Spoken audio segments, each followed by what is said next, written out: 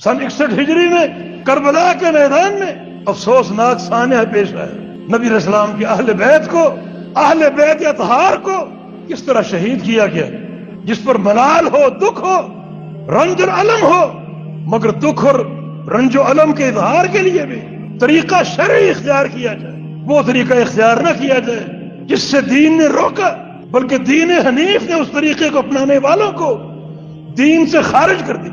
لیس منا من ضرب الخدود وشق الجیوب ودعا بدعوى الجاہلیہ، جو غم میں ماتم کرتا ہے، اپنے گریباں کو چاک کرتا ہے، اپنے رخساروں کو پیٹتا ہے، وہ ہم میں سے نہیں ہے، نہ ہمارے دین سے، نہ ہماری ملت سے اس کا کوئی تعلق نہیں. نبی علیہ السلام کی ایک اور حدیث ہے، انی بریء من الصالقۃ والحالقۃ والشاقۃ، جو خاتون رنج اور مصیبت کے وقت میں اپنے رخسار پیٹتی ہے، اپنا دامن چاک کرتی ہے، اپنے سر کے بال منڈوا لیتی ہے، میں اس سے بری، لا تعلق اور ناراض.